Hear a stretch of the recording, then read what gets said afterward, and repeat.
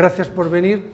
Primero presentaros, aunque sea muy brevemente, esto es una charla que organizamos Más Planeta. Entonces, pues decir que es Más Planeta. Más Planeta es una asociación, es que es con el número 3. Que ya tiene presupuesto para tener roll-up. Eso, que tenemos hasta un roll-up, que se creó hace 3 años, entre 3 personas, que ayer justo se hizo socio el número 33, y que en estos 3 años hemos hecho 45 actos en toda Navarra, Pamplona, Tudela, pero también, por supuesto, Tafalla, Estella, Sangüesa, y hace 3 semanas en Miranda de Arga también, o sea, que donde nos llaman o donde podemos, vamos.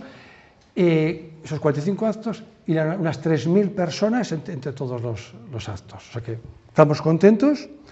¿Y qué es Más Planeta? Pues lo que queremos ser una asociación de crear foros, lugares de reflexión.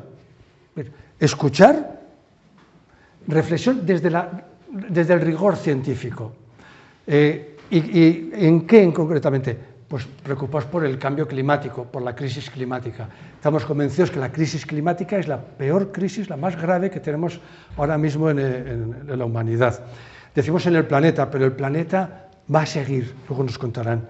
O sea, ya ha habido extinciones masivas y el planeta sigue. Aunque decimos, y yo he salido con no hay planeta B, no, siempre hace falta. Lo que no hay es humanidad B, por ahora. ¿De acuerdo? Entonces, preocupados por esa crisis climática, pero desde un punto de vista que queremos con esperanza y optimista y posibilista, pero con ese rigor científico. Entonces, queremos crear este espacio, pues os agradecemos que vengáis, para escuchar a personas científicas. Javier Armentia es decir planetario de Pamplona, ¿verdad? Físico. Y Joaquín Sevilla, también físico, catedrático de la Universidad Pública de Navarra, y pareja de hecho de los dos, porque de hecho están más tiempo juntos ellos que... Bueno, las familias lo agradecen. A veces, ¿verdad? Sí. Eso, entonces, lo que os decía, un sitio para escucharles, científicos con rigor, y para que luego pues, podáis reflexionar y tomar vuestras decisiones. ¿De acuerdo? Ir empezando. Le agradezco a Javier Ibáñez la presentación. Y ha dicho una cosa terrible, ha dicho con rigor. Yo siempre que dice alguien rigor, pienso en rigor mortis. Y espero que no os durmamos ni que tengáis ningún problema. Esto, además, así que estamos en un sitio tan acogedor y tan en petit comité, en cualquier momento parar, o sea, nos vamos a dar una chapa, eso sí, impresionante. Pero no queremos que salgáis de mal rollo. O sea, muchas de las cosas que vamos a decir son tan tristes, son tan cabreantes, te dejan así. Me imagino que como muchas de vosotras os sentís actualmente cuando piensas en el futuro, ¿no? de lo que estamos viviendo, que podríamos decir, bueno, pues ya todo se acaba y ya está. No, quedan huecos, ¿no? Y lo que queremos es participaros de lo que estamos viviendo y de lo que queremos, y eso es una labor de todas. O sea, no es nuestra, no es de los científicos, sino que es de quienes estamos aquí y tenemos el derecho a conocer. Dicho esto, fijaros que el título de la conferencia es, hay que pronunciarlo así un poco como por aquí o más al sur, antropoceno, porque es con pregunta, ¿no? Es decir, ya hoy Maribí me ha echado la bronca en la radio por vaya palabras que montamos y tal, pero bueno, es un término que veréis un poco porque hemos llamado así a la conferencia y de eso se trata. Joaquín, ya me has dicho, haz la introducción y ya está. Muy bien, estupendo, introducido. Me ha parecido muy interesante el comienzo, pero la parte de discusión de si nos deja mal cuerpo eso la dejamos para el final, a ver qué cuerpo nos deja y eso. Y ahí yo creo que nos encantará escucharlo. Como nosotros, esta va a ser la 4ª o 5ª vez que hagamos la charla, ya estamos en esa parte, pero hay que hacerlo desde el principio. Tenemos que compartir la situación. Entonces, pues vamos con ello, empezando esquema, por ¿no? Un poquito. Sí, este esquema al hilo de un título. O sea, antropoceno es una palabra que se inventó hace unos años porque alguien pensó que desde el futuro, los geólogos del futuro encontrarán en nuestro presente de hoy un cambio de era geológica. Igual que ha habido grandes eras geológicas, pues y que el cambio de una a otra ha sido históricamente generado por grandes cataclismos, grandes eventos que han dejado una marca que se nota en todo el planeta, pues que ahora estamos los hombres no los hombres varones, la humanidad, los antropos, ¿no? Hombre en griego, la humanidad, los humanos, estamos generando tal desaguisado que se va a notar a nivel planetario de una manera permanente, de tal suerte que si desde el futuro unos antropólogos, quizá extraterrestres, no sé, bueno, eso me lo salto, vienen a analizar, encontrarán que es un cambio de era geológica. Sí, por eso en la charla de hoy, que viene ahí un poquito el esquema, lo que queremos es explicar un poco qué es eso de una era geológica, ¿no? Es un periodo de tiempo enorme, pero cómo se estudia y esas cosas. Lo que decía Joaquín, cómo los humanos somos esos agentes de cambio. Y luego vamos a centrarnos un poco en lo que ha pasado, pues casi en el último siglo, ¿no? Más o menos, ¿no? Esas 4 generaciones. De ahí la palabra antropoceno, antropos, como decía, de hombre, en griego de humanidad, y ceno, la era geológica. Entonces, esto es la era geológica del hombre. Yo ya os digo, como no es una novela de misterio, os digo mi asesino. A mí me parece que es súper arrogante decidir desde el presente lo que van a decir desde el futuro de mí. O sea, a mí personalmente me parece arrogante el propio planteamiento. En cualquier caso, y ya entramos con la charla, reflexionar sobre qué ha podido llevar a la gente a plantearse esta cuestión ya merece la pena. O sea, la pregunta no tiene respuesta definitiva. En el futuro harán lo que quieran, yo qué sé. Y hay opiniones a favor y en contra de este asunto, y eso es lo interesante, plantear qué conocimiento tenemos sobre lo que está pasando a nivel planetario, porque ahí nos jugamos muchas cosas, y conocerlo con cierto detalle y profundidad merece la pena, y ese es el objetivo de los siguientes minutos. Venga. Ya entrando a la cuestión. Y vamos a ir entrando ya. Y a ver si somos rápidos, porque tenemos mucho rollo y esto mucha... vamos a contar un poco. Venga. ¿Habéis estado alguna vez en Zumaya, viendo el flis de Zumaya, donde está ese trocito, ¿no? Ese estrato muy finito, pero que corresponde precisamente a algo que pasó hace 66 millones de años, ¿no? Lo cierto es que, afortunadamente, la Tierra se comporta de una forma estupenda, ¿no? Nos deja de vez en cuando estratos de terrenos, por ejemplo, que han sido sedimentarios, fondos de mares o de lagos que se han ido amontonando, ¿no? La geología es muy compleja, pero bueno, ya desde antiguo la geología se dio cuenta de que analizando esos estratos, esas zonas, podías hacer un poco la historia de la Tierra. No hay, ya os lo digo, no hay en la Tierra ningún sitio donde haya un registro así entero de toda la vida, de todos los 4.600 millones de años. Sería estupendo. Igual, claro, pero los círculos, claro, son otra forma de recoger datos del clima, pero tenemos, en tanto en cuanto ha vivido el árbol, tenemos las ondas de hielo en la Antártida, que permiten ver cómo era la atmósfera, la temperatura, las condiciones de centenares de miles de años atrás, incluso millones de años. Pero no siempre ha habido hielo en la Antártida. Entonces, lo mismo, lo que se hace es buscar un poco. La idea es, yo creo que está así muy claro, y luego se puede pintar y decir, bueno, cada estrato de esos, teóricamente, corresponde a una época de una Tierra que ha vivido muchísimo tiempo.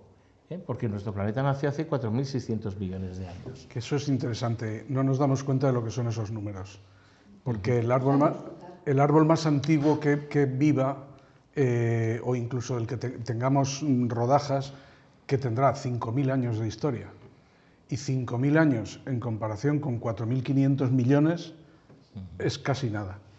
Pero eso sería otra conferencia, porque tampoco nos vamos a contar aquí en 10 minutos 4.600 millones de años. La introducción de que esa historia de la Tierra, sí, yo creo que lo mejor es que sobre esto de la historia de la Tierra y el hecho de que hay eras geológicas, que seamos muy sucintos y nos vayamos a la última parte. Por fijar esa idea, ¿no? Ha habido, o sea, todos conocemos eras, ¿no? Pues el Mesozoico, el Paleozoico, que es la primera vez donde aparecen organismos pluricelulares.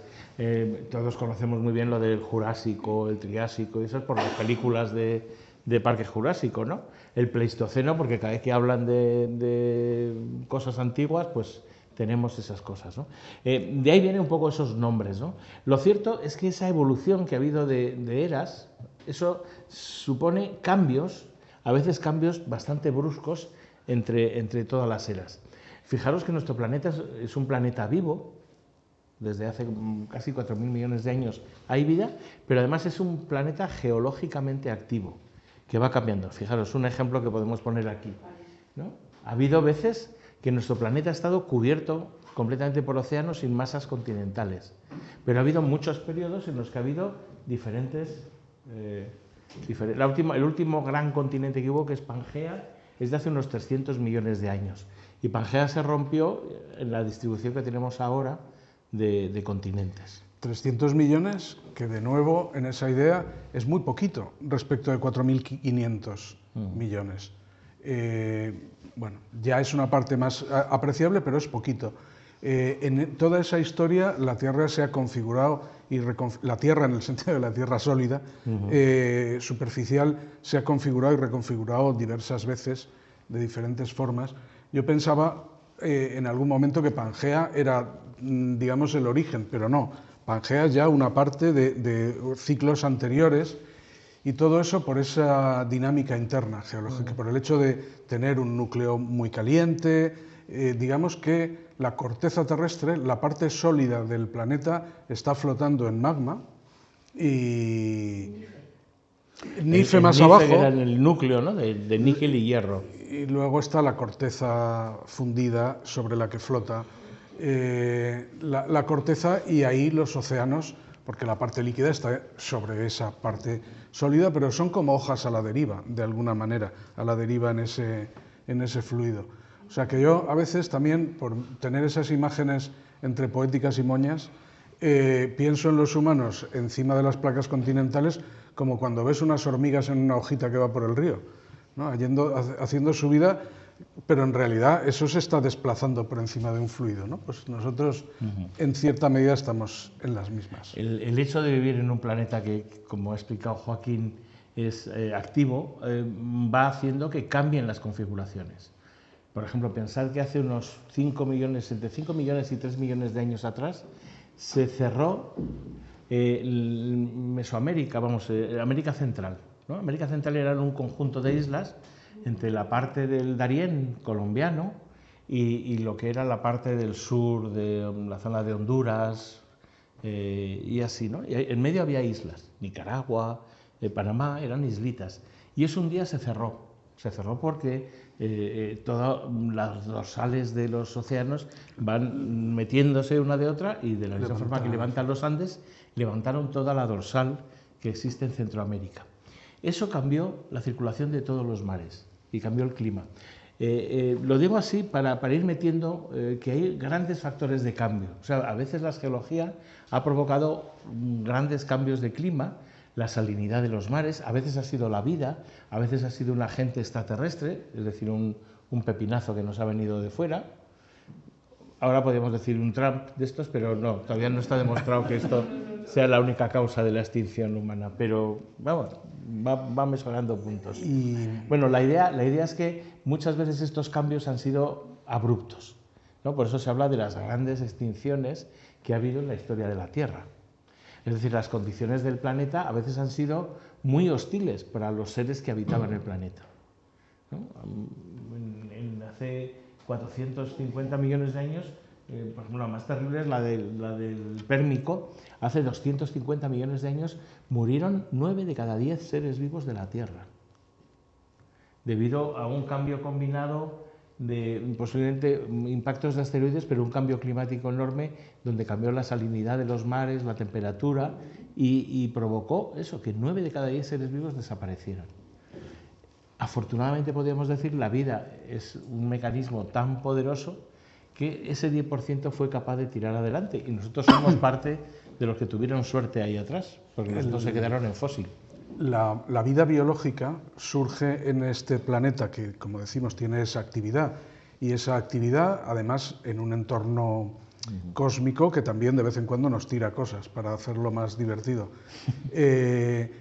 la vida nace en lo que es la historia de la Tierra muy al comienzo. No se sabe exactamente, pero en los primeros 50 millones de años, una cosa así. O sea, muy al comienzo. Y ha ido evolucionando y adaptándose a todos esos cambios. Y de vez en cuando la vida que estaba adaptada a un determinado entorno, había una reconfiguración planetaria del tipo que sea, que generaba una inmensa extinción en esas formas de vida, pero una parte quedaba y pues en esas nuevas condiciones pues florecía y se readaptaba. Entonces nosotros somos el resultado final de las sucesivas, nosotros y junto con todos los seres vivos que viven hoy día. La pregunta que nos podemos hacer, ¿y cómo lo sabes? ¿No? ¿Quién estaba ahí? No hay registros. Ah, sí hay registros. Precisamente en esos estratos que decíamos, en esos fósiles, hemos podido reconstruir. No ha sido fácil y, ojo, mucha de esa historia se está reescribiendo constantemente. Seguro que habéis visto muchas noticias, casi cada año sale un nuevo antecesor del hombre, del ser humano, que han encontrado aquí restos de no sé qué. ¿Por qué? Porque no tenemos todas las pistas, ¿no?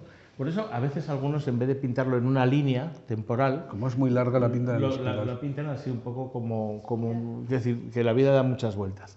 Pero una de las ideas es que en general esas eras transcurren durante mucho tiempo. Fijaros que hablamos de cientos de millones de años entre el Pérmico y el Carbonífero y estas cosas, ¿no? Pero a veces esos cambios son muy cortitos. Por ejemplo, a los dinosaurios se los llevó por delante un asteroide. Esto tampoco es una foto, ¿eh? No, esto es un dibujo no de inteligencia artificial, sino de un gran artista. Cayó posiblemente después del mediodía, a la hora de la siesta, de finales de primavera de hace 66 millones de años. El año no sabemos exactamente, porque esto es más difícil. Pero curiosamente, a partir de los seres que se murieron en ese momento y se aplastaron por el enorme impacto, se ha podido reconstruir que había más vegetación y así, típica de primavera en el hemisferio norte.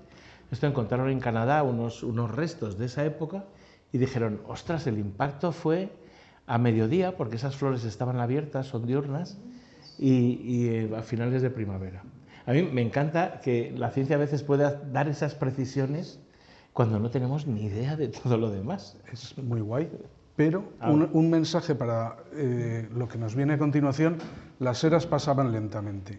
Incluso efectos tan cataclísmicos como la caída de un meteorito que cae en un momento, y comienza ahí una cascada de sucesos, porque es muy bestia, pero cae en un lugar concreto, y cómo eso genera el enfriamiento planetario, va cambiando todo y van muriendo las especies. La extinción de los dinosaurios dura unos cuantos millones de años. O sea que incluso un cambio geológico, o sea, a escala planetaria, brusco quiere decir en escala geológica unos pocos millones de años de duración del proceso. O sea, los dinosaurios no se extinguieron en una tarde. O sea, en esa tarde se extinguieron donde dio, ahí sí. Claro. Pero en la otra parte del mundo siguieron viviendo. Lo que pasa es que empezó a enfriar, en fin, una cascada de eventos que no me voy a entretener porque es que si no nos enrollamos, pero me interesaba la idea esa que teníamos como titular: las eras pasaban lentamente, incluso los cataclismos se tomaban millones de años para estar concluidos. Sin embargo, y aquí entramos en esta parte, que es precisamente por eso lo decía Joaquín, somos los humanos un agente de cambio mucho más efectivo de lo que ha habido en toda la historia de la Tierra. O sea, somos todavía peor que un asteroide, o todavía mejor que un asteroide, porque eso nos ha permitido ciertas cosas, ¿no? Lo cierto es que el ser humano es un producto con denominación de origen. Esto lo pasamos muy brevemente, pero si queréis leer un libro muy interesante, denso, ojo, este cuesta ir leyéndolo así, de Juan Ignacio Pérez Iglesias, que es un biólogo y gran divulgador científico. Ahora se dedica a la política científica, pero es consejero en la Comunidad Autónoma Vasca. Y sin embargo, amigo, en este caso sí que se puede decir sin embargo. Sin embargo, amigo, pues hizo un libro que se llama, desde hace un par de años, Primates al este del Edén. Y él habla de casi la coincidencia increíble de que pasó ahí. ¿Os recordáis la peli de Memorias de África? ¿No? esas sabanas y tal. Bueno, pues ahí está nuestro origen, digamos el más reciente de los humanos. Por un cambio climático, posiblemente producido por lo que os decía del Caribe, del cambio del clima en América, y por un régimen de vientos diferentes desde la India hacia África, ¿no? Más, yo lo que recuerdo de la historia es, en de las últimas reconfiguraciones, el trozo de corteza terrestre que se mueve más rápido es el continente indio, que se ha clavado en Asia, y en ese viaje, al golpear, por decir así, todo a cámara súper lenta, pero bueno, ha generado el Himalaya. Entonces, cuando ese choque levanta el Himalaya, ¿no?, toda esa cadena montañosa, eso corta un régimen de vientos que mantenía el este africano más selvático. Entonces, al cambiar el régimen de vientos, o sea que aquí se mezcla la geología, porque era el planeta moviéndose, con el clima, con la vida. Porque había unos monos que vivían cómodamente en una floresta, en unos bosques que dejaron de existir y aprendieron a moverse sin tener que estar cómodamente entre los árboles. Y eso pues les fue favoreciendo una serie de casualidades y una serie de circunstancias que todavía no conocemos muy bien, pero que pues cuando nos pintan ahí los ancestros humanos, ¿no?, pues tenemos ahí. Hace 15 años no se conocía nada de los denisovanos, por ejemplo, que es una estirpe humana fundamental, digamos que un nexo entre neandertales, que son los primeros europeos, y sapiens, que somos los últimos europeos, los africanos, esos que paradójicamente los sapiens de Vox no quieren que sigan subiendo, contradiciendo la historia, a ellos que les gusta tanto la cosa antigua, ¿no? Perdón, no. Pero antigua de cuando les gusta, como todos, antigua de cuando me mola a mí. Pues lo quiero decir, nosotros como africanos hemos ido llegando, pero todo esto es muy complejo. Recordáis que hace unos días había una noticia de una cueva en el norte de África que han encontrado sapiens de hace 300.000 años. Se pensaba que eran muy raros. Son como todos estos hallazgos, pues hay que validarlos y habrá que ver cómo encajan. En cualquier caso, todo esto está cambiando y puso en marcha una historia que esencialmente, y es un poco lo que venimos a contar ahora en esta parte, ha permanecido igual desde entonces, ¿no?, que serían millones de años. Solo antes de irse de esta imagen, esta figurita que hay abajo a la derecha, que hemos visto tantas veces, está tan mal en muchos sentidos que nos daría para una charla entera. Sí. Ni son solo señores la historia de la humanidad, ni están en fila, ni significa que formas de vida parecidas a las del principio hayan desaparecido para dar lugar a las otras, ni muchas más cosas. Pero bueno, estamos tan acostumbrados a verlo así que nos sirve como representación de la evolución humana. Pero quede claro que es una representación muy mala, pero en fin. Lo que pasa es que una vez llegamos los humanos y aprendimos a desplazarnos, a usar herramientas, tecnologías, recorrer grandes distancias, alimentarnos y luego muchos hallazgos después, que tampoco es cosa de ponerse a contar. Lo cierto es que incluso así, más o menos, el ser humano permanecía como una de las especies, ocupando cada vez más nichos ecológicos, pero como una de las especies que compartíamos el planeta. Esto se puede ver. Ay, no hemos actualizado. Ay, no me acuerdo a día de hoy. Bueno, ve hablando. Vale. Lo miro. Pero, o sea, otra expresión poco afortunada es el concepto de equilibrio ecológico, porque bueno, los equilibrios es una cuestión de que con qué tiempo lo mires. Pero bueno, aceptando el concepto de equilibrio ecológico, los humanos, esos sapiens sapiens, desde 200, 300.000 años, pues, ¿no?, esos abuelos y tatarabuelos nuestros vivían en un cierto equilibrio con la naturaleza. Venía una pandemia y se morían mogollón, se pasaba la pandemia y progresaban un poquito, se los comían un oso, o a veces cazaban al oso, en fin. Y eso mantenía una población relativamente estable que iba creciendo en la medida que se extendían a nuevos territorios. Pero digamos que la densidad de población estaba limitada por lo que producía el entorno. Desde luego, cuando empieza a dominarse el entorno con la agricultura, esa densidad de población crece. Pero seguimos en unos límites, digamos que las eras, aunque ya humanas y no geológicas, seguían pasando lentamente. En comparación con lo que vamos a contar a continuación, todo esto es muy lento, ¿vale? Aquí lo digo porque no estaba actualizado, porque la población mundial a día de hoy, fíjate, esto es de hace unos año, meses, ¿no? No, menos, de noviembre o así. ¿Cuándo dimos la charla en Tudela? En octubre, pues hace 6 meses. Eran 8.224.224 millones, no, 8.224.842.000. ¿Sabéis cuál es a día de hoy, ahora, según el contador, que es un contador aproximado? 8.287 millones. Estamos hablando de 250 millones más de humanos en 6 meses. Cada día hay unos 300.000 nacimientos y solo hay 138.000 muertes, que son todas terribles, pero son. Es decir, cada día hay una sobrepoblación de mueren menos. Cada día hay 155.000 humanos más. En el planeta, en Navarra sí. En Navarra De eso hablamos del mundo, ¿no? De eso vamos a hablar al final. ¿Qué es esta curva, ¿no? Si ponemos aquí abajo los años... Eso es la población de la humanidad. Fijaros que hasta 1600... Que es un poco más grande que Tafalla. No, todavía no. No, Tafalla es un sitio adelantado. Sí. El mundo parece que viene camino de esto mismo, que es que empiecen a morir más que nacen. Pero como tiene cierta inercia... Pero fijémonos que estamos hablando de cosas que empiezan en nuestros bisabuelos, ¿vale? O sea, esa línea es prácticamente recta hasta nuestros tatarabuelos. Paso hacia... Sí. Precisamente eso es lo que queríamos contar, porque fijaros que hemos hecho eras geológicas, millones de años, ¿no? Hemos hecho eras humanas o espacios humanos, tiempos humanos, cientos de miles, decenas de miles de años, ¿no? Que van pequeños cambios acumulándose y tal. Pero ahora vamos a hablar, 4 generaciones es menos de un siglo, ¿no? Sí, más o menos. Iba a hacer una cuenta yo, desde el Neolítico, ¿cuántas generaciones?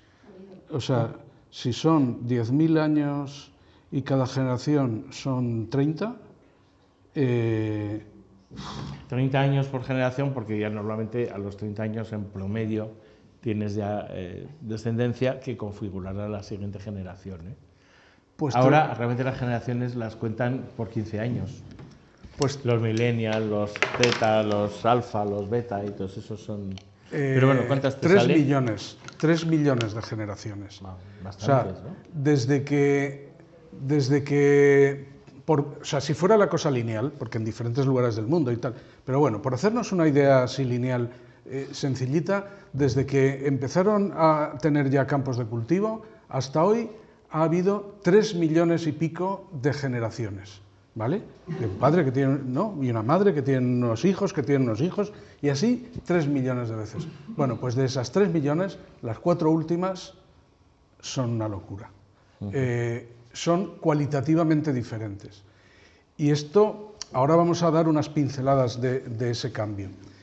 Esto es una cosa muy interesante porque en realidad en todo momento de la historia las personas han pensado que el mundo conmigo es súper diferente de lo que ha sido antes. Y en realidad siempre lo es de alguna forma. Pero queremos dar algunos datos cuantitativos para mostrar que estas 2, 3, 4 generaciones ¿no? desde nosotros son sustancialmente diferentes, es algo esencial. Y una de ellas, esta es una gráfica que me encontré yo por internet, que luego le he dado muchas vueltas porque la verdad es que es muy interesante. Lo primero, representar en el eje de las X el tiempo desde hoy y poner hacia atrás desde que se comienza a cultivar, desde el comienzo del Neolítico. Pero casi todas las gráficas acaban donde tienes datos, que es hoy. Pero una cosa muy interesante es pensar, a mí me gustaría pensar que quedan otros 3 millones de generaciones por delante, que mis hijos y mi nieta que tiene 9 meses ahora, que van a tener futuro, un futuro en el sentido de que habrá más generaciones por delante. Entonces voy a hacer una gráfica que tenga tanto tiempo por delante como desde el Neolítico por detrás.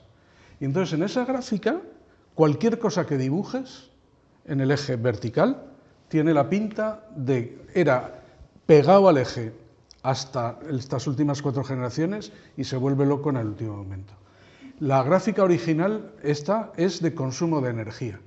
Los humanos han dispuesto de energía, la de sus músculos, la posibilidad de hacer fuego de leña, aprovechar el viento en las velas de barcos o de algún molino y alguna corriente de agua.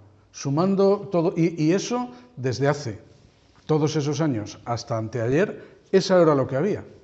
Hasta que empezaron a quemar carbón de una manera especial, porque el carbón siempre había estado ahí, el petróleo también. O sea, no es que se descubriera el carbón o el petróleo, descubiertos estaban. Lo que hay es un conocimiento que permite quemarlo de una manera especial que empieza a hacerlo disponible, la energía, de una manera loca, y eso permite hacer la ropa más rápido, y los telares, y la revolución industrial, y la posrevolución, y lo digital, y el conocimiento con la energía, con la fabricación, nos llevan a lo que vamos encontrando. Sí. Como decía, la gráfica es energía, pero si ponemos población, esperanza de vida,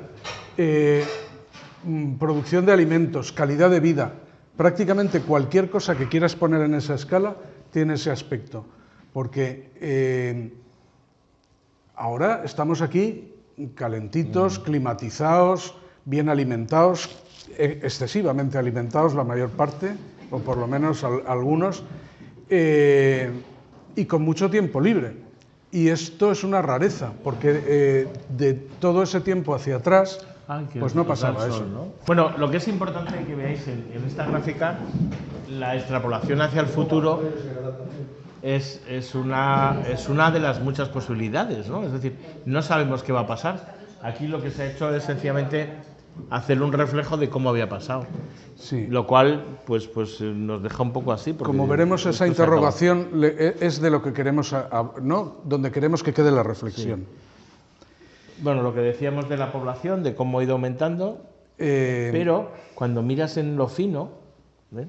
Estos gráficos que están por ahí, a partir de los censos, de los datos de todos los países, se juntan y podemos tener, esto es una de las buenas cualidades de nuestra época, hacer un análisis de todos los datos registrados, ¿no? Cuando lo miras en detalle, ese incremento que es de carácter exponencial, solemos decir, es decir, se va incrementando cada vez más rápido, digamos, se va acelerando. En detalle ves que no es un crecimiento sencillo, lineal. Pero tiene unas cosas maravillosas. Este gráfico no es de aumento de la población, sino de aumento de la esperanza de vida. Y en vez de ser de la población completa, es de España desde el comienzo del siglo XX, o sea, es el siglo XX, por decir así. Creo que empieza en el 10, es que no me quiero poner las gafas, pero por ahí. Sí, y entonces pues se ve la guerra 2010. civil, la gripe del 18, se ven pequeñas muescas en diferentes momentos, pero a comienzos del siglo XX la esperanza de vida no llegaba a los 40 años, rondaba por debajo los 40 y hoy en día pasa de los 83. Bueno, la esperanza de vida es un concepto matemático que quiere decir el promedio, o sea, la edad media a la que se mueren las personas. Y es un artificio matemático, cada uno se muere cuando se muere, y unos se mueren pobrecicos con 8 años y otros con 115. Precisamente lo que ha ido cambiando en esa esperanza de vida, que es un estadístico, es decir, es una proporción de toda la población, es que la mortalidad infantil y la mortalidad posparto en las mujeres era altísima a comienzos de siglo. Los desarrollos de agua potable, sanitarios, calidad de vida y alimentación, y evidentemente a comienzos han ido del cambiando. siglo XX, 1 de cada 5 niños moría prácticamente seguro. Y a partir de ahí. Y entonces, quiero decir, ya vemos que ese uso de la energía que comentaba Joaquín, de la misma forma que ha favorecido este incremento de la población, también, o la esperanza de vida, también ha ido cambiando varias cosas, principalmente usando una serie de elementos que, si te pones a pensarlo, pues nos marcan un poco. Yo creo que los sintetizas. Tampoco me así. quiero entretener de la misma manera. Esto, para que quede, que recomendábamos antes ese libro sobre la evolución humana, si alguien quisiera entrar en esos datos que han cambiado el siglo XX, hay un libro que tiene un título también muy humilde, que es Cómo funciona el mundo, pero realmente son datos muy interesantes y se lee fácil, a pesar de la cantidad de datos y explicaciones que tiene. Y este señor que lo cuenta, un historiador económico muy conocido, está ya jubilado, pero ha sido asesor de presidentes de varios países del mundo, incluido Estados Unidos, etc. Cuenta que hay cuatro, o sea, además de la energía, hay cuatro elementos: el cemento, el acero, los plásticos y el amoníaco, que nos resulta un poco extraño, que son en los que se sustenta la gran revolución de estas cuatro generaciones. El amoníaco es porque es la base de los fertilizantes. Gracias a que se empezó a fabricar, a partir de la Segunda Guerra Mundial, nitrógeno del aire, poner el nitrógeno del aire en fertilizantes nitrogenados, se ha podido aumentar la producción agraria de manera descomunal. De hecho, hoy en día, si desapareciera la producción artificial de fertilizantes, moriría la mitad de la población. La mitad de la producción de vegetales del mundo, el 50%, a grandes rasgos, está fertilizado, está por fertilizantes basados en la síntesis del amoníaco a partir del nitrógeno del aire. Y solo el otro 50% es de fertilizantes, ¿no?, del estiércol animal de toda la vida. Que fijaros, precisamente uno de los efectos importantes que está teniendo el cierre del estrecho de Hormuz es que parte de la cadena de los fertilizantes, de todos estos productos que tienen que ver con el petróleo, se producían y se gestionan y mueven a través de los mismos sistemas de navegación comercial de Hormuz, que ahora no están funcionando. China está empezando a tener grandes limitaciones en su producción agraria. Se calcula que perderán un 20% de la cosecha solamente por no poder acceder en tiempo y forma a los fertilizantes. Tenemos una dependencia total. Claro, esto es una de las cosas, ¿no? Lo mismo pasa con el cemento. El cemento, o plásticos. Producimos más plásticos en estos 10 últimos años que los que se habían producido en toda la historia de la humanidad. Sí, es increíble lo de la aceleración de los plásticos. Sí. De hecho, te pones a mirar esto y se te va la cabeza. Como tuvimos la suerte, y desgracia como casi todo, pero la suerte, de dedicar un curso entero en Aulexna a analizar todo esto, pues vimos todo. Y esto es un poco el resumen, hecho así muy cutre, de que todas las cosas que quieras poner, la población, los fertilizantes, en el siglo XX todo es exponencial. Y esa idea está ahí de los plásticos empiezan a ser relevantes. Voy a levantar un poquito sobre esta gráfica un momentín. Los plásticos empiezan a ser relevantes a mitad del siglo pasado, sobre los años 50. O sea, aunque en realidad hay plásticos desde finales del 19, hay algunos polímeros, pero el plexiglas, las medias de nylon, o sea, si nos recordamos esos años 50, años 60. Y empieza a haber cada vez más plásticos, y es que desde el año 2000 al 2020 se han producido, o sea, en este siglo se han producido el 60% de los plásticos de toda la historia de la humanidad. Y en los últimos 10 años, pues probablemente el 30 o el 40%. O sea, es súper acelerado lo de los plásticos. Pero cualquier cosa, esto es interesante lo que decía de los abonos nitrogenados. La aparición de los abonos nitrogenados un poco antes de los años 50 es lo que sustenta el aumento de población tan exagerado. Esta es la famosa Revolución Verde, que se le llamó. Y sustenta, porque al final todas estas cosas están relacionadas unas con otras. O sea, gastamos mucha energía, pero vivimos mucho tiempo. Tenemos muchos alimentos, pero los empaquetamos en plásticos que están en todos los lados. O sea, al final es toda una red de cuestiones, pero que todas ellas crecen exponencialmente, y si en vez de un siglo lo ponemos en esos 20.000 años de gráfica, nos queda la que veíamos antes, ¿no? Hay otra cosa que voy a comentar a esto, es que si te fijas, para generar plásticos, cemento, amoníaco y esto, y la propia energía está en la base. Gran parte de toda esa energía se genera mediante los combustibles fósiles. Y evidentemente otra de las cosas que conviene darse cuenta al ver estas evoluciones es que el planeta finito no tiene recursos infinitos, es decir, la cantidad de fuentes de energía que tenemos fósiles son limitadas. Pero en cualquier caso vamos a ir tirando un poco para adelante. Y por dar un toque de que esto no solamente son cambios cuantitativos y de números, sino también sociológicos en la forma de vida, esto es de un estudio que hicieron antes del iPhone, preocupados porque la juventud era muy rara. O sea, como siempre. Sí, pero una cosa muy interesante es que analizaban a los 8 años qué distancia se le permitía a un niño circular. Bueno, aquí tenemos un poco intergeneracional. A esa familia... Las personas que sois mayores sabéis que os movíais libremente y mucha más distancia de lo que ahora los chavales más pequeños les permites normalmente. Entonces, en ese ejemplo se muestra el bisabuelo, el abuelo, la madre y el nieto en un sitio concreto de Sheffield. El estudio da datos estadísticos, pero esa parte tan narrativa es muy chula, porque el bisabuelo le dejaban ir a pescar. Tenía 8 años en 1919 y se iba con la caña a 10 kilómetros a un lago y echaba el día entero perdido de sus padres, con 8 años. El abuelo le dejaban ir a 1,5 kilómetros a jugar al bosque, también con 8 años en 1950, pero ya no tan lejos y ya no todo el día. A la madre le dejaban ir a la piscina, a nadar a 800 metros de casa en los años 70, ¿no? En el 79 es cuando tenía 8 años.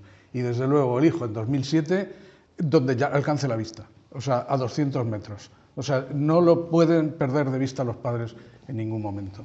Entonces, esas 4 generaciones no solamente son números y que gastamos más, es que las formas de vida, y valga esto también como un toque, porque me encontré el dato y es bonito, ¿no?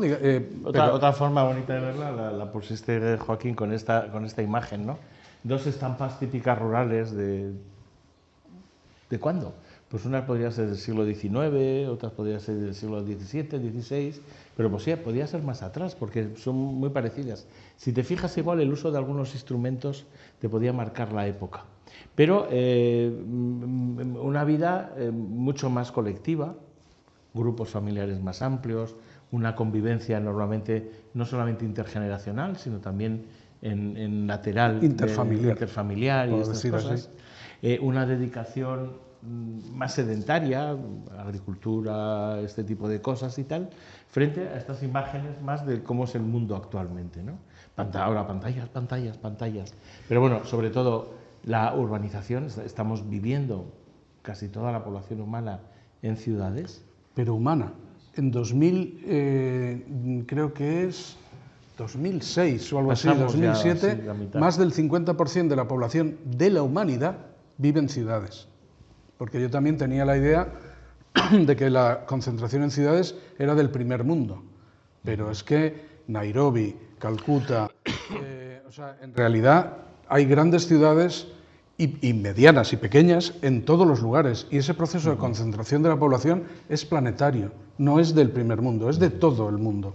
En unos sitios más rápido, en otros menos, pero de todo el mundo. Y eso es muy alucinante, es parte de esa idea. Porque claro, en la vida urbana ya no se vive como se vivía en el otro lado. Se rompen muchos lazos, ya no tienes esas situaciones que están representadas aquí, digamos, gráficamente. Sí. Sobre cualquiera de estas historias podíamos ¿no? alargarnos mucho más. De alguna manera, las 2 estampas de la izquierda, como decía Javier, pueden ser del 19, del 17 o prácticamente de los romanos. O sea, se vivía prácticamente de la misma forma. Y sin embargo, esas otras 2 imágenes son de la última generación, de las últimas 2 generaciones. Y mostrado que estas 4 generaciones, ¿no? Lo que intentábamos con estas pinceladas es mostrar que en realidad en estas 4 generaciones hemos cambiado drásticamente. La pregunta es, ¿y ahora qué? O sea, lo que hemos hecho en esas 4 generaciones es modificar enormemente nuestro entorno, para bien y para mal. Porque hemos visto los números, muchas más personas. Eso mola. O sea, ahora cualquiera le dice que sobran personas. ¿Quién? ¿Tú? ¿Yo? ¿O quién sobra? O sea, somos más personas. Eso en principio es bueno, con vidas más largas y mejores.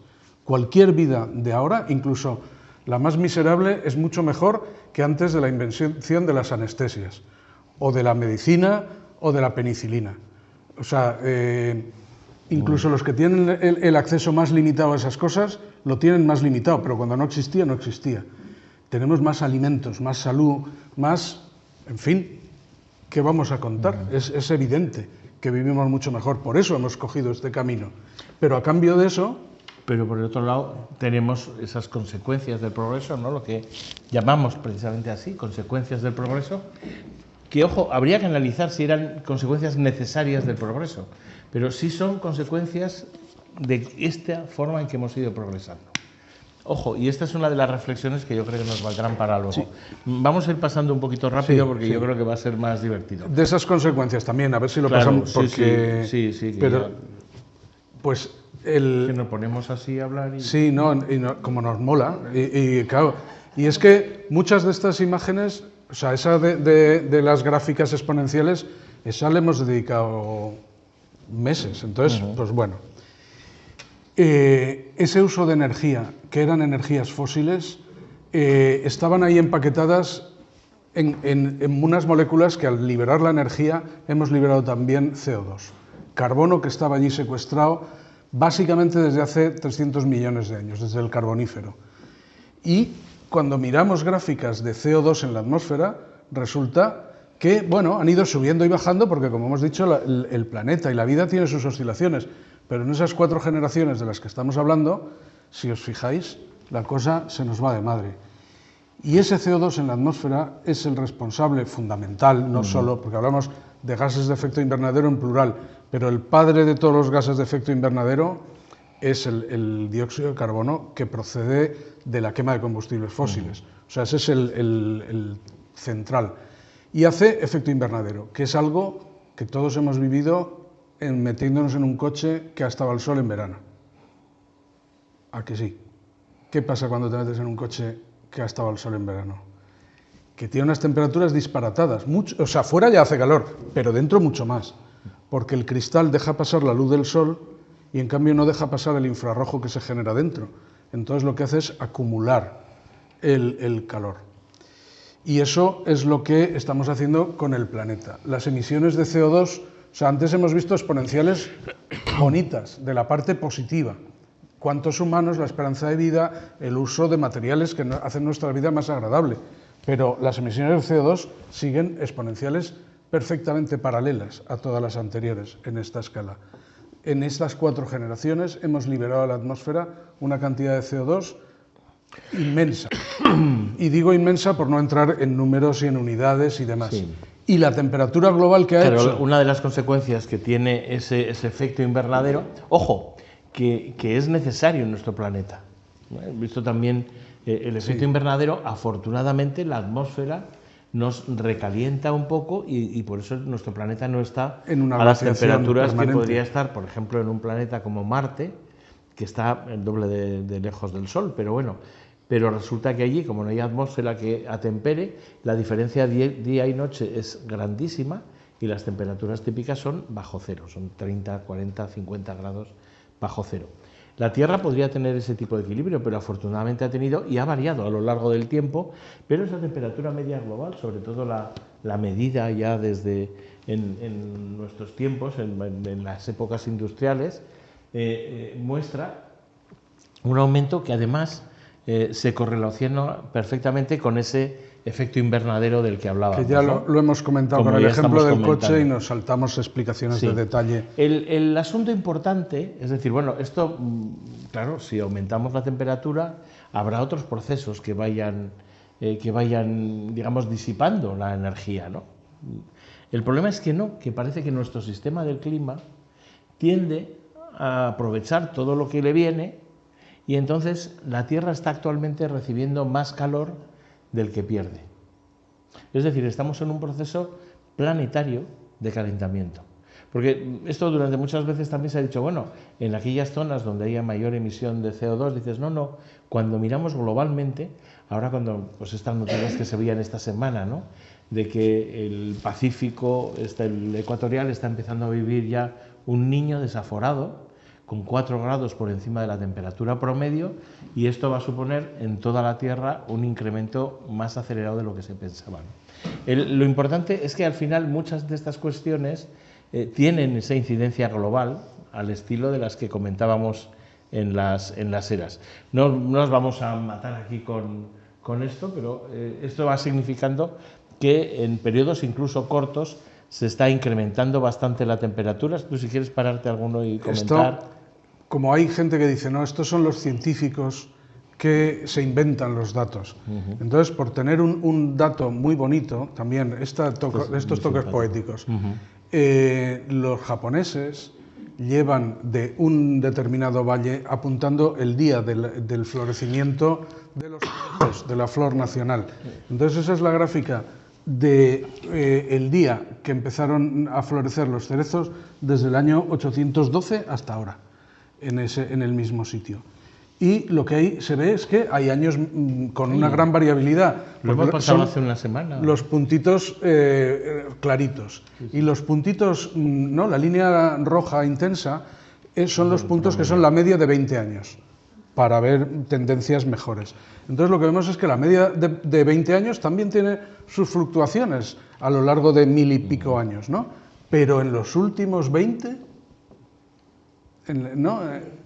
Pues se ve claramente que se está ¿no? Que es una floración más temprana de manera consistente, además. O sea, ya no hay esas fluctuaciones tan grandes que había antes. Y esos japoneses, ¿no? Estas personas no son científicos a sueldo de nadie. En fin, que se pueden ver... bueno, era por dar un dato que no procede de esos que algunos dicen que son agentes del mal y que se lo están inventando todo. Lo que os decía, estos efectos producen cambios importantes en sistemas que son complejos.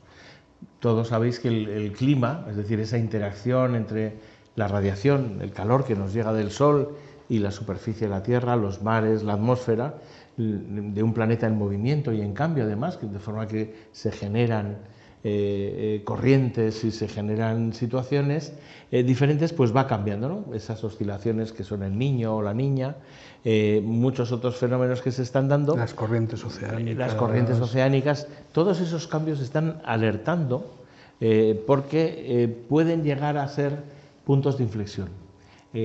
Solamente mencionar muy brevemente. A veces, la idea es muy sencilla. ¿Habéis jugado alguna vez con un muelle? El típico muelle que teníais, a mí me encantaban los muelles.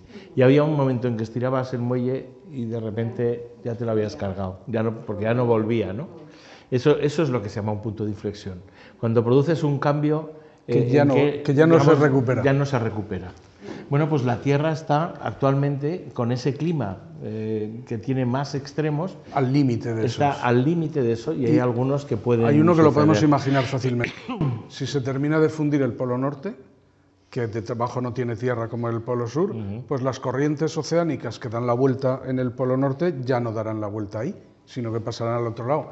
Entonces, mientras el Polo Norte crece y disminuye de invierno a verano, pero existe, si ahora se enfriara, pues digamos que estamos todavía en una situación de muelle. Pero si se funde del todo, ya lo hemos dado de sí. Eso ya no se va a reponer. O sea, aunque bajara la temperatura, no se va a congelar de la misma forma. Lo digo por poner un ejemplo que ni siquiera es exactamente como es, pero el símil del muelle en diferentes lugares del planeta, que los científicos han identificado, los especialistas en clima, los puntos de inflexión. ¿No? Un mar más caliente es un mar que va a tener un más crecimiento, por ejemplo, de algas y así, pero no hay peces, exactamente. Porque a los peces les gustan más los mares fríos donde las algas que hay no son, es como pasa en un lago. Y agotan el oxígeno. Eso, sí. Se va agotando el oxígeno, ¿no? Con lo cual, y esto se está dando en las costas de Islandia, ¿no? o lo que está suponiendo la fauna, el tal. No vamos a hacer ahora aquí todo el recorrido, pero bueno, ese colapso es lo que estaba comentando Joaquín, ese tipo de cosas que dan. que tienen efectos muy claros, además, no solamente en esas mediciones que hacemos, sino también en las especies que existen, ¿no? Se han ido extinguiendo, se están extinguiendo especies vivas a un ritmo pues mucho más alto del que se había producido nunca, ¿no? Y Con eso, lo cual, también por poner sí, un sí. ejemplo que se comentaba por ahí, todos tenemos esa experiencia. Yo no sé si recordáis cómo era hacer un viaje en verano hace 20 años, o sea, por edad algunos lo recordaréis, o 30. Cómo se te ponía el parabrisas de mosquitos y de bichos. Ahora no te pasa lo mismo. Ahora, salvo que cruces el puente del Ebro, o sea, hay sitios donde sí que de repente, en un rato, matas un montón de mosquitos con el coche, pero aquello que era permanente, o dejarte en verano una ventana abierta y una bombilla, se ponía ahí una nube, o sea, que parece que esto de las extinciones o lo de la desaparición, que es una cosa que tienen que venir científicos a medirlo con detalle, pero si analizamos nuestra vida es que hay datos que lo podemos ver, o sea, es vital, o sea, a lo largo de nuestra vida somos, si recordamos y somos sensibles, podemos ver cuántas menos mariposas vemos hoy que hace 20 años, cuántos menos mosquitos matamos con el coche hoy que hace 20 años, ciervos ya los habíamos matado. Entonces, digamos que los grandes animales en esta parte del mundo tenemos que irnos a otros sitios. Bueno, en algunas cosas hay más. Efectivamente, Pero jabalíes. son efectos diferentes. Pero bueno, desequilibrios. No, o también tenemos especies invasoras. Sí, exacto, sí. Es decir, todos estos cambios en Son cualquier complejos. caso están promoviendo, haciendo una cierta reflexión con la que queríamos un poco cerrar, sobre si realmente, eso que decíamos antes, ¿no? Más consumos, más necesidades, más fósiles, ¿no? Más madera, ¿no? ¿Recordáis a Buster Keaton echando ahí más madera para el maquinista de la General, ¿no? Bueno, pues realmente llegamos a alguna solución. No vamos a entrar a discutir este tipo de cosas de los límites planetarios, pero es como muy evidente. Si somos más, queremos vivir mejor, comer mejor, gastar más y todo esto, pues ¿de dónde lo sacamos?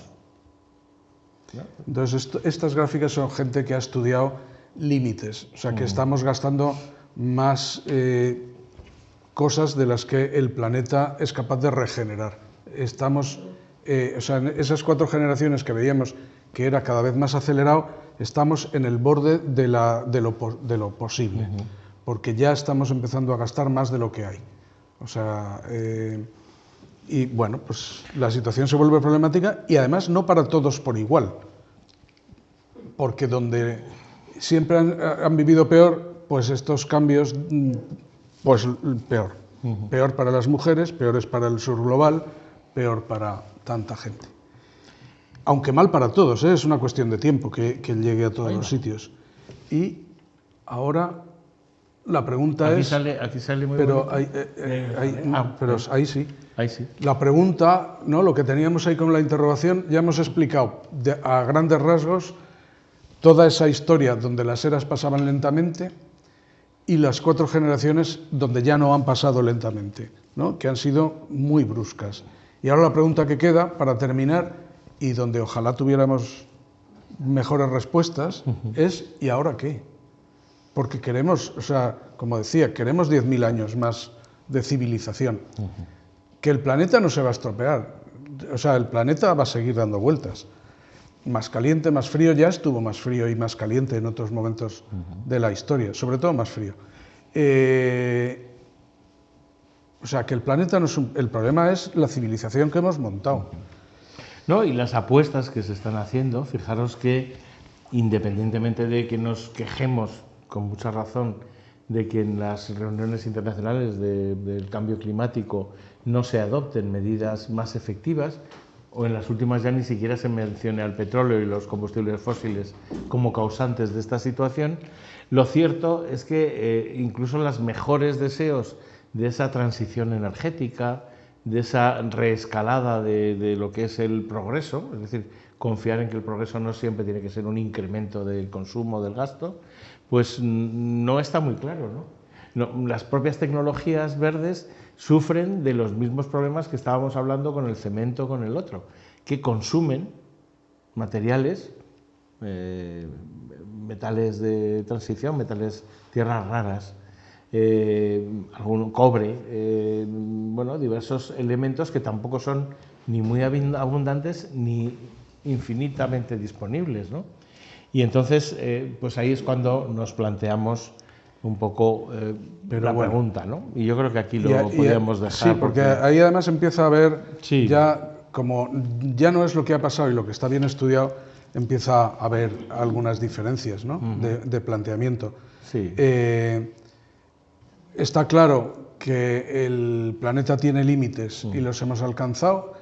Ese desarrollo tecnológico nos da herramientas que nunca habíamos tenido. Sí. Porque solo por mencionar, esto es una imagen del libro, de un trabajo que se hizo, que fue encargado por el Club de Roma a una serie de investigadores del MIT, del Instituto Tecnológico de Massachusetts, que usaron los ordenadores. Además, esto era muy novedoso en aquella época. Liderado por una señora. Y liderado por una mujer, que eso era lo más... Donella Meadows.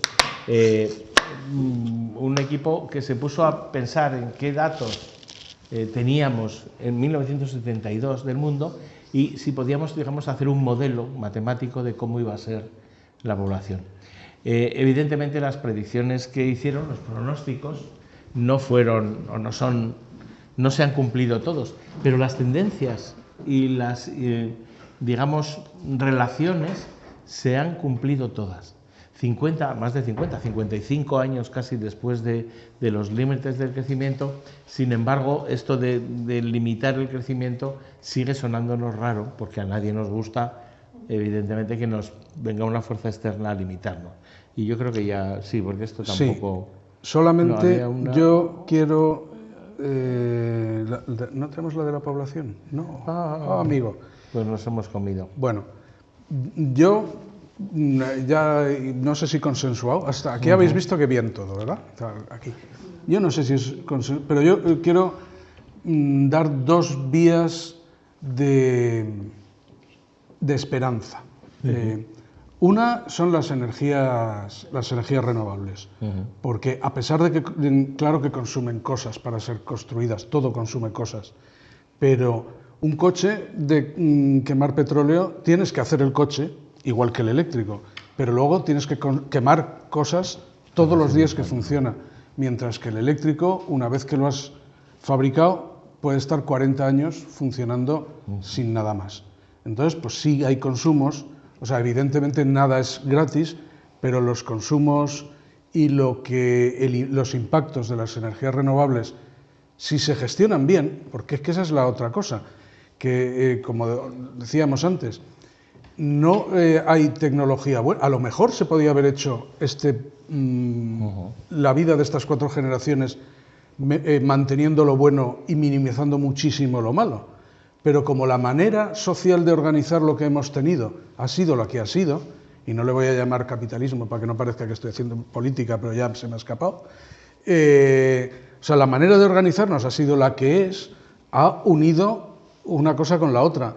Pero quizás se podía obtener lo bueno sin coste ninguno, no, eso seguro, pero minimizando mucho la parte negativa. Entonces, si ahora hacemos paneles solares, pero nos empeñamos en ponerlos en el terreno más fértil, en el sitio más no sé qué, pues tampoco vamos a, o sea, de nuevo vamos a hacer un pan con unas hostias, ¿no? O sea, no vamos a arreglar nada. Pero desde luego esas tecnologías nos permiten algo increíble que la humanidad no había tenido nunca antes. O sea, el rendimiento de un panel solar es mejor que el rendimiento de la fotosíntesis para capturar energía solar y aprovecharla. O sea, realmente son unos inventos espectaculares. Si los podemos, no tecnológica, sino socialmente, dominar y colocar donde deben. Y otra cosa que ha salido antes y que había unas gráficas, pero que en esta versión del PowerPoint no hemos puesto, aunque está en lo de Meadows, estaba ahí. Sí. Pero bueno, es igual, no nos enrollamos con más imágenes. El asunto es que, en la medida que hemos empezado a vivir bien, y no solamente por la disposición de anticonceptivos, pero también, los humanos con una esperanza de vida larga, con una vida de calidad, tienen menos hijos. ¿Por qué? Eso está por estudiar el detalle. Porque en los lugares donde se ha producido esa transición y se ha decidido que eran demasiado pocos, todo intento de revertir esa situación no ha funcionado, incluso obligar. Entonces, desde que las mujeres, porque mucho tiene que... Y ahora me voy a meter también en política. Igual no. ¿No? No, porque ya estás dando aquí... Bueno, nada pues más eso. yo quiero contradecirte antes de cerrar. Sí, claro. El caso es que vamos camino de una disminución de población abrupto. En el mundo que iba por delante, en esos procesos, ha ocurrido ya. O sea, aquí en Navarra, del 2000 a hoy, al 2025, navarros han nacido muchísimo menos que antes, pero la población global no ha disminuido porque han venido marroquíes, ecuatorianos, etc. Pero es que ya no van a venir más. Entre otras cosas porque allí ya ha bajado su natalidad.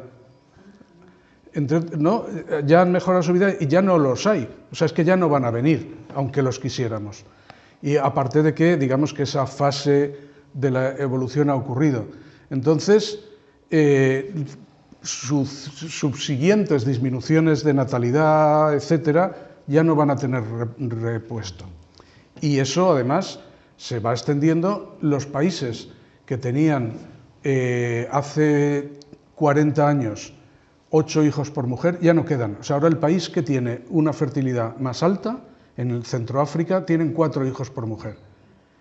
¿Vale? Y en España, en 1900, eran 7 hijos por mujer.